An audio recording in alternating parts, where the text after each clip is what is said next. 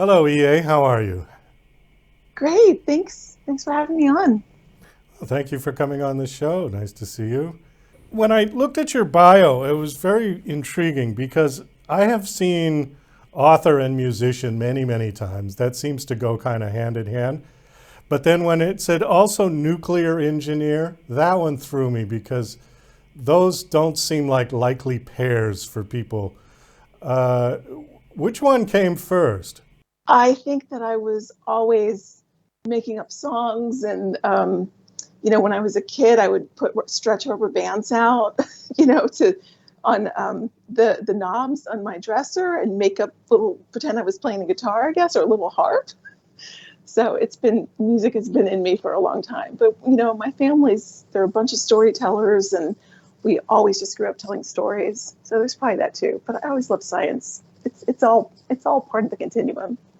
I see that you actually won some awards as a songwriter. Yeah? Yes, in Washington, where I am, I'm a native Washingtonian. They have something called the Washington Area Music Awards. So I was nominated for Best Female Vocalist for the Alternative Rock category a few years ago, and just played out and had a great time. I don't play out anymore, but I do still rock in my bedroom for sure, and have recorded some of the songs. There's songs laced throughout the book. So I have a YouTube channel with some songs on it that people can get a soundtrack Oh, now that's interesting. So the book actually has a soundtrack.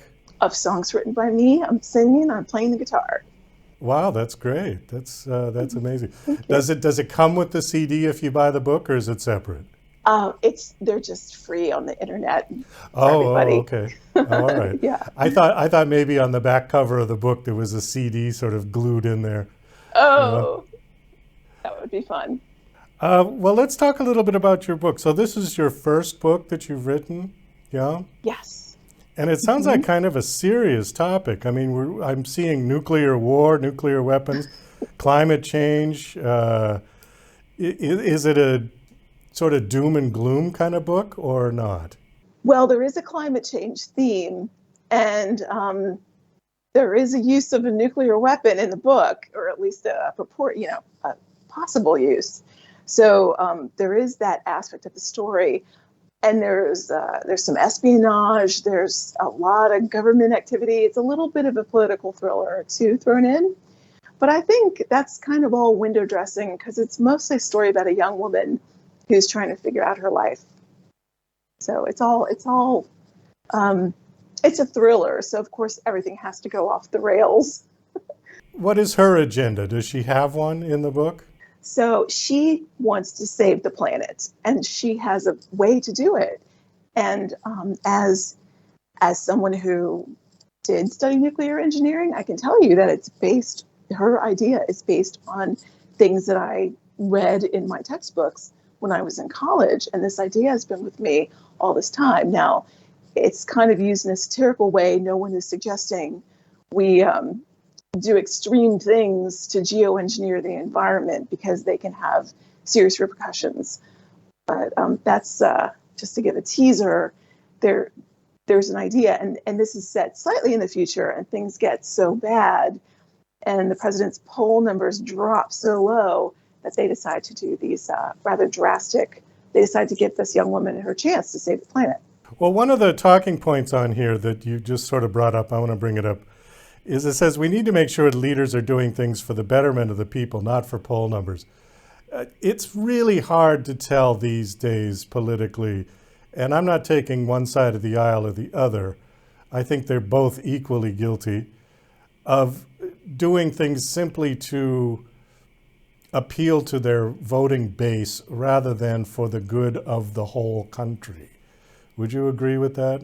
Yes, and I'm kind of a militant moderate, and you'll see it in the book that it's very much it's rather even-handed. I think some people are very much on the extreme, both sides. Some people don't believe there's climate change, and some people believe that we just have to get rid of cars and we have to just only buy items that are used. We can't buy anything new. I think that's on the extreme. But you're quite right about, people want to stay in power. They want to keep their office. So I think follow the flip-flop is what I always think. Was there one particular thing that inspired you to write this book? Was there something that sort of sparked you to do it? There is, as I was mentioning in college, my nuclear engineering textbook, and that version of the book, it's a classic book that everyone uses. On the first page, it says nuclear weapons can have peaceful uses, including things like building harbors, extracting oil from shale. And the third one was you can even use it to eliminate certain mountain ranges to create more favorable weather patterns. So I thought, wow, someone should really write a science fiction novel based on this crazy idea. And nobody did. So I thought, why not me? So in the novel, my protagonist develops a computer model to model where the best place would be for the best outcome. And in the novel, they select some semi-isolated area in Alaska, and granted, some of this is poetic license. The jet stream is repositioned, and they can save the planet that way. But we all know that, this is meant to be a satire. It's meant to show a lot of government overreach, a lot of just people just what politicians wanting to just get ahead. So it's meant to show all these other aspects. It's never meant to say, we should try this, because that would not be a good idea. I mean, I don't want to get too political in this conversation, but do you think that we can fix our system at this point? Because it seems to be broken, at least from my perspective. I often think that, unfortunately, or fortunately in some cases, the thing that changes everything is some great leader comes along, which is great, and then everyone gets behind them. And that's, we've had a few leaders, I think, that have brought more and more people together. Or something really tragic happens. I remember after 9/11, we all really banded together as a country.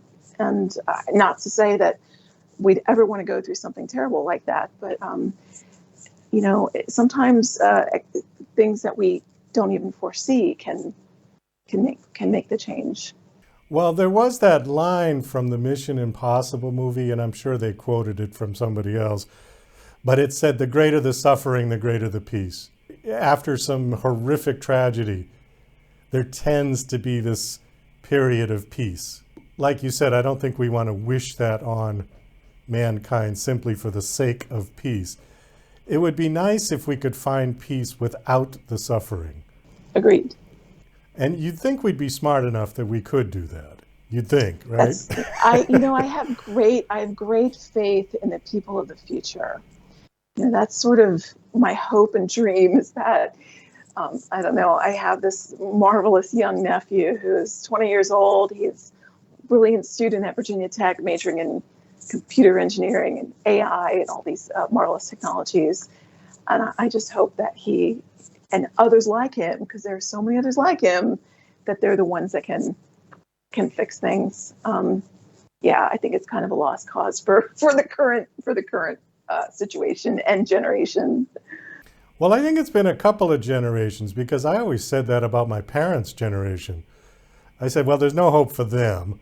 And I grew up in the late 60s, early 70s. And during that whole Cultural Revolution, I was a little kid, but there was a vast difference between us and the 1950s Leave It to Beaver kind of generation, right? We haven't done much better. And, I don't know how many more generations is it going to take? Or are we just going to destroy each other before we even have a chance? I don't know. Oh, my goodness. I hope not. I hope not, too. But, it's a scary time right now. And I've done more interviews with people who really were of the opinion that we are headed to our final days. And I haven't had that. I didn't have that at the beginning when I first started this show, like 7 years ago. But in the last 2 years, during COVID especially, I think people really had this sort of doom and gloom mentality. How do you think COVID worked for that? Remember we talked about, the greater the suffering, the greater the peace. Do you think COVID had any impact on that concept? Well, it certainly has changed a lot of things. I know that a lot more people can be working from home, which I think is useful to bring families together. I just read something that the kids are really struggling in school, and test scores are quite low. So that's of a concern, because you want the kids to be able to learn. I know that if I had gone through school in that type of situation, it would have been very difficult. And I was a great student, when I was a kid. I think just as a world, you just wonder, are we going to have another pandemic, or is the virus going to mutate to something that we can't vaccinate away or treat in some way? So, it's a little scary. And then there's climate change too. Let's not forget about that.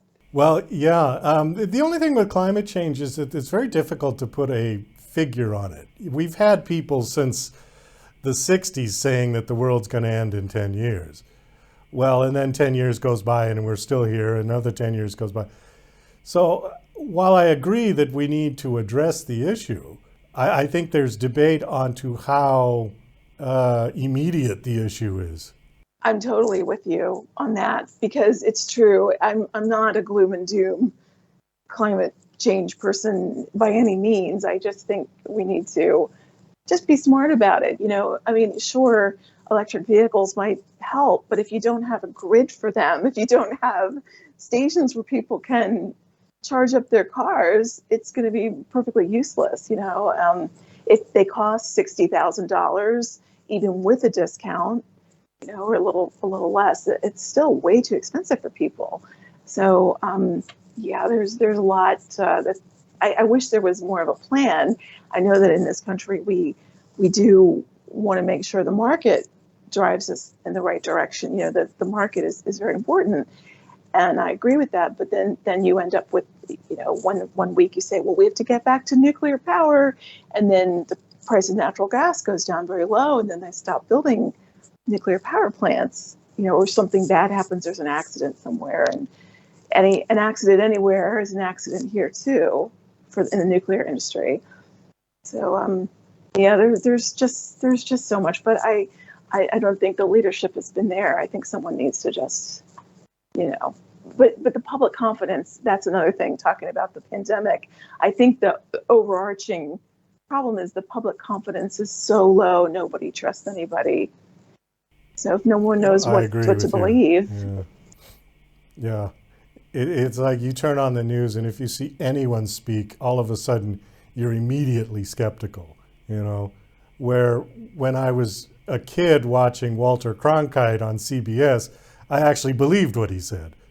But now I don't believe any of them. It's you take it with a real grain of salt now when you watch. We do have to wind this down. We are out of time. Thank you so much for coming on. My guest is E.A. Smiroldo, and your book is called The Silent Count. The book is out and available now? It is. You can find it on Amazon. BarnesandNoble.com has it as well. Or my publisher, Solstice Publishing, solsticeempire.com. You can look up E.A. Smiroldo, and you'll find me in their bookstore. So there are different places you can buy it. And I have social media, just E.A. Smiroldo. Okay, do you have a website? Yes, easmiroldo.com. So Smiroldo. Okay. easmiroldo.com. Well, thank you so much for coming on the show. It was nice talking to you, and Great. best of luck You with too. everything you're doing. Thank you so much. This is great.